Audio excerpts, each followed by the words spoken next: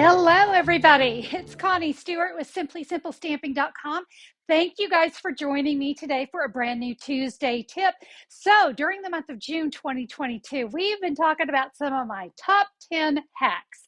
We've talked dry embossing, we've talked die cutting, we've done a lot of different things. Today, I'm going to share with you some of my favorite tips that I use in my stamp room.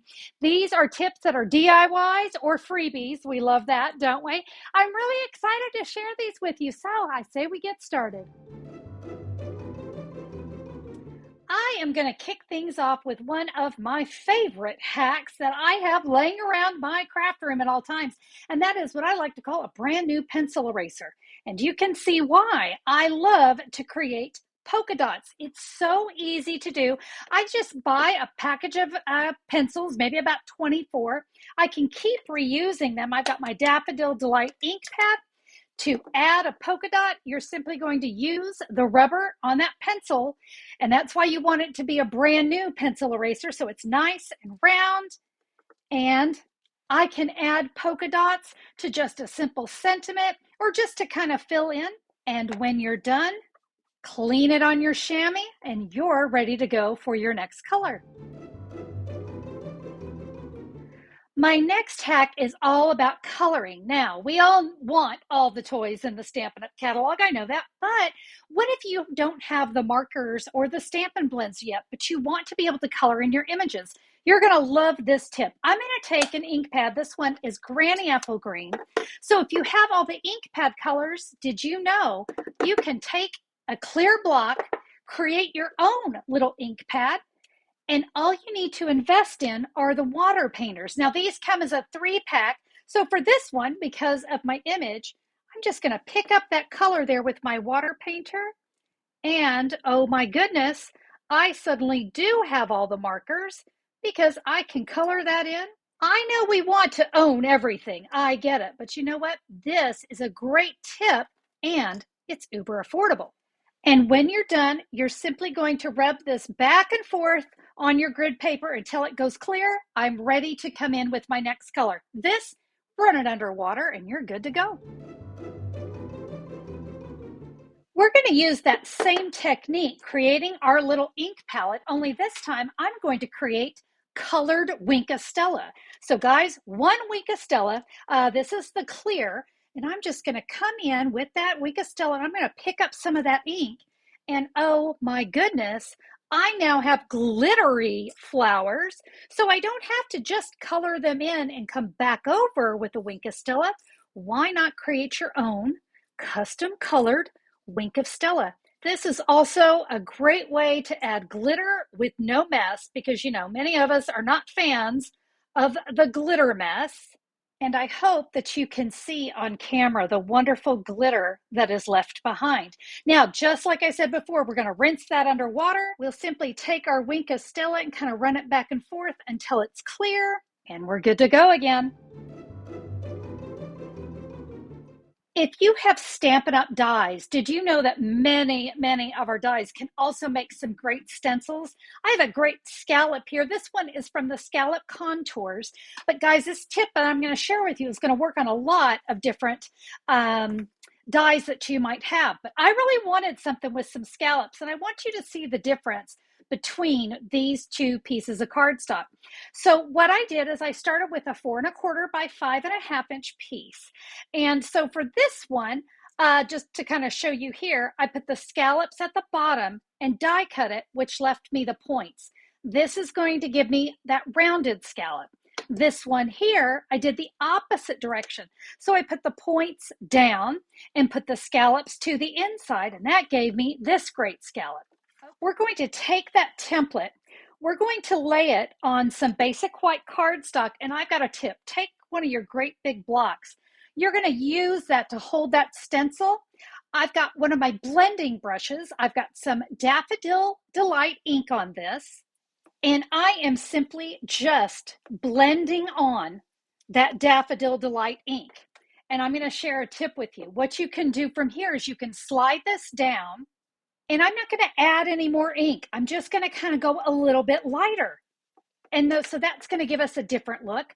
We can even take it one step further and add it even lighter than that. Kind of looks like waves, doesn't it? But this gives me the scallop in a different look. Now, what happens if we use this other template? You're going to use it in the exact same way. But let me show you what you get, because this is going to give you a very different look. It's going to create scallops. So it kind of gives you two different looks. And my friends, it goes far beyond just creating scallops.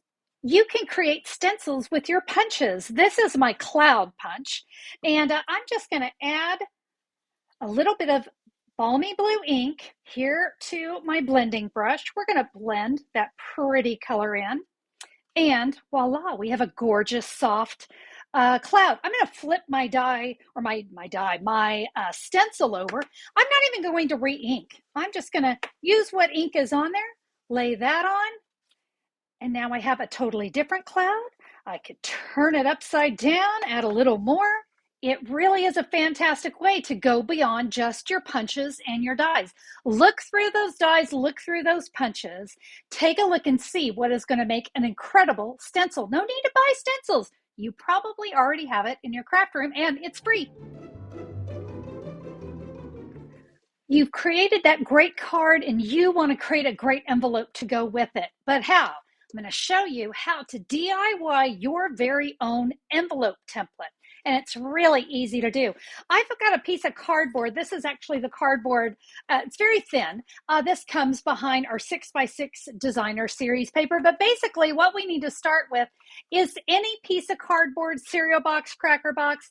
I'm starting with a 6x6, but I'm actually going to cut this down to 5 3/8 by 5 3/8. And the 3/8 is in between the quarter and the half. So I now have a 5 3/8 by 5 3/8 square.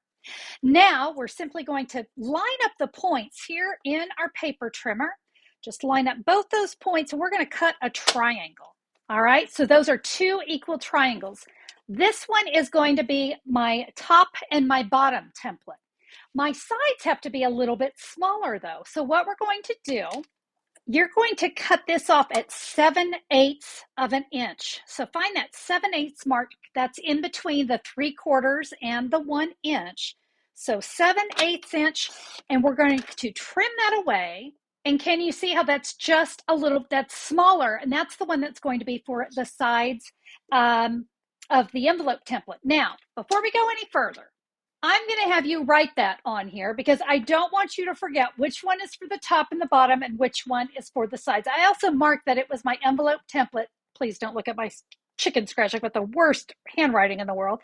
You notice I've also put 8.5 by 8.5 on here because that's the size designer series paper that you're going to need to create an envelope for a standard A2 card. Yep, we need an 8.5 by 8.5. Here's what I'm going to do. I'm going to show you a couple different ways you can do this. So the first way is you can just lay your top and bottom. And by the way, if you want to make sure if you've got a pattern, you're going to want to pay attention to which one you want at the top and the bottom. What I like to do is lay my template down there and then just take my bone folder and just run it across that. That's going to give me a score line for my first fold. And remember, this one was at the top. Now we need to do it here at the bottom. So for another way to do it, maybe you don't have your bone folder handy, or is to just hold that template in place and fold it over. That's also going to give me a nice line as well, top and bottom. Now we're going to get our two sides. You're going to do that in the exact same way, either with a bone folder or just bringing that paper over your template. You're going to fold in the sides. You're going to fold up the bottom, fold down the top. That is your envelope. So to seal this up, we just want to put our adhesive here on the sides and be sure to get that little tab so that when we seal it up, we're all good, sealed. You'll add your card and again, more adhesive to seal that up. I now have a custom envelope. And I didn't have to buy anything fancy. I just used some cardboard. Here's a tip, wrinkled ribbon. But this example, I'm going to use a bow. Let's say this bow was too big and I'd like to reuse the ribbon, but ew, it's got some bad kinks in it. Take a dryer sheet. This tip is great. Just lay it there on your ribbon and just start to work that kind of the fabric softener that's in that dryer sheet is going to help. You can even take it, run it through this way, a few swipes, and now your ribbon is ready to use again. No more kinks. How about this? How many of you have bought a sweater, a blouse, and the manufacturers put these somewhat irritating pieces of ribbon? They do that so it'll stay up on their hangers in shipping.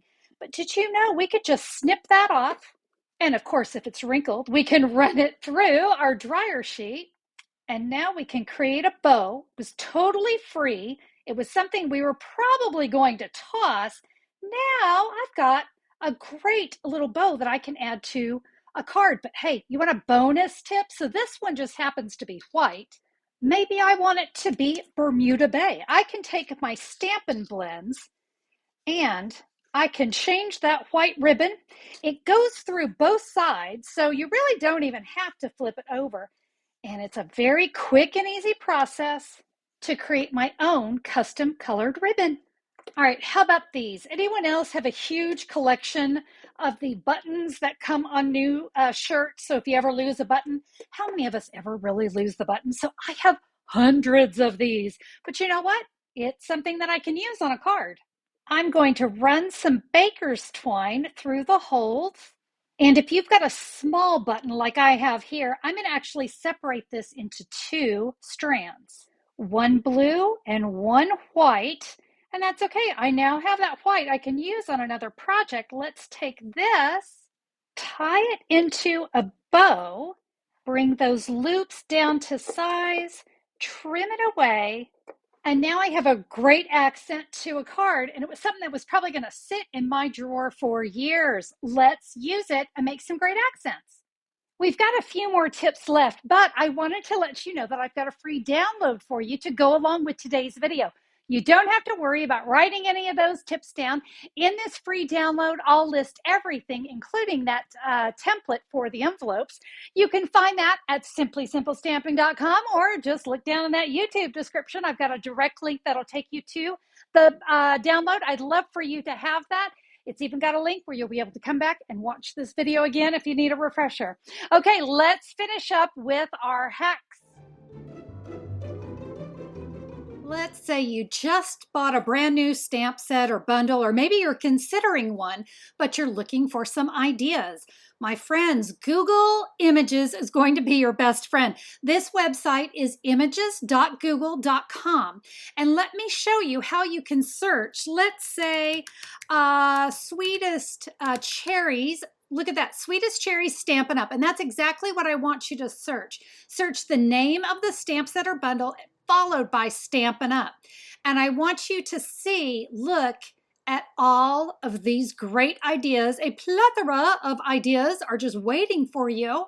And what a great way to look at a stamp set or a bundle and decide, do I want to invest in that one? And let me tell you, as I see all the things here, I think I can definitely say yes. Oh, look, there's one I recognize. That's fine. So yeah, this is a wonderful place to go and look for ideas. And if you like what you see, then that means this is a stamp set for you. Images.google.com. Easy. Just remember to add the name of the item or stamp set that you're looking for, followed by Stampin' Up. Because if I just put in sweetest cherries, I get this, and that is not what I'm looking for. Yeah, there's a couple of Stampin' Up cards in there, but you do want to make sure that you follow up with the words Stampin' Up so you can narrow it down to what you're looking for. Do you struggle with color combinations? Maybe you're just looking for a quick and easy way to find colors. I have discovered a fabulous website. Let me give you that link. It is colorlab.mycreateinc.com. And this is a really fun site. I've been using it for years. So here I brought it up. It's going to have all of the Stampin' Up colors. So let's say Poppy Parade. I'm just going to click on Poppy Parade.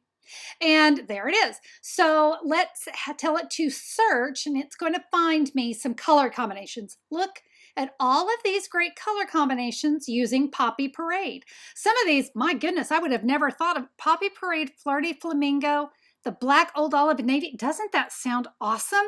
There's some really fun color combinations in here. Look through them. Now listen, just because you're seeing 5 doesn't mean you need to use 5. You could just use these 3. You could just use these 2. Just feel free to get creative. This is an awesome site. You want to start over? Click start over, and now let's go to Mango Melody. But maybe I want Mango Melody and Granny Apple Green. Maybe I'm looking to do something with those 2 colors. I can do a search.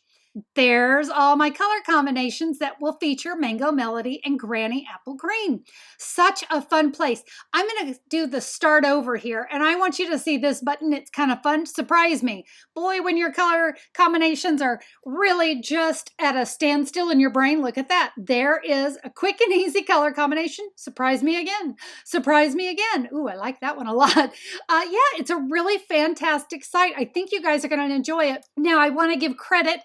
This site is run by George Edmonds, and there is a little spot right here where if you like the spot, you can donate. I always like to throw something at the people that offer us these great websites. But there we go, colorlab.mycreateinc.com.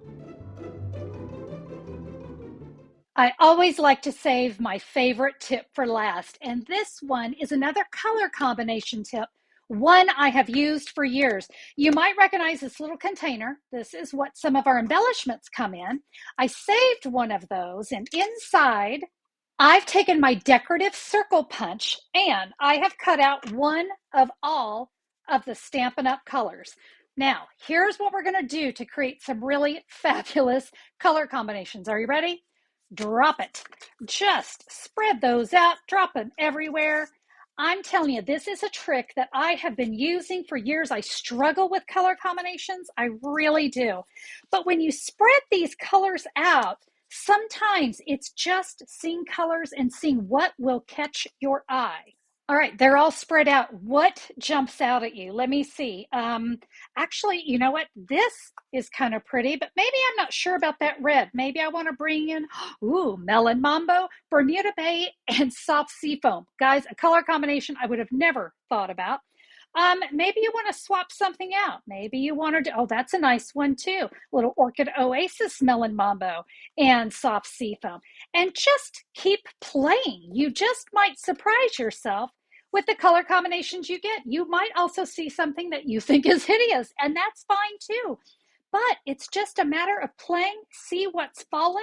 How about that right there? It's just where my decorative circles dropped, and then you can just really get in here and kind of play. Like I said, you might see something really ugly. That's not very attractive, but it might inspire you to try something different. Now we take these, we can mix them all up, and then we'll spread them out again, and we'll see what color combinations we come up with. When you're all done, you save these. They fit right into that container. And of course, I wanted to cover that. So how about a little shameless plug for Simply Simple Stamping? Now I can just keep that on my desk, and anytime I need color combinations, I know what to go to. Now, if you don't have one of these, can I also recommend the little bags that many of our embellishments come in? This works great too. Just slide it in, zip it up. It's got a little hole in it. I could hang that. I could just set that on my desk. Color combinations always ready when you have these. Now I want to show you a couple tricks and tips to punching these out. Dig around in your scraps and find a scrap that is going to fit. And guys, these truly are just scraps. And that is, I can throw that away. It is officially scrap now. You can take, this piece was actually also in my scrap bags. And I'm just going to come right next to that. Looks like I've already used this to cut a circle. There's another one. One more tip that I want to share. If you accidentally catch the edge or your scrap is not quite big enough, oh my goodness, don't worry about it and go ahead and punch it, because this is just used to lay things out. It does not have to be perfect. It does not have to be amazing. It is used for your purposes only. So perfection is not the issue. But I'm telling you, this little DIY project is a lifesaver when it comes to color combinations. If you enjoyed today's video, I would always appreciate a thumbs up on YouTube, and I'd love to have you as a subscriber. Just click the great big red subscriber button, and YouTube will let you know whenever I have a brand new video for you. Thank you again. We'll see you guys next time. Bye-bye.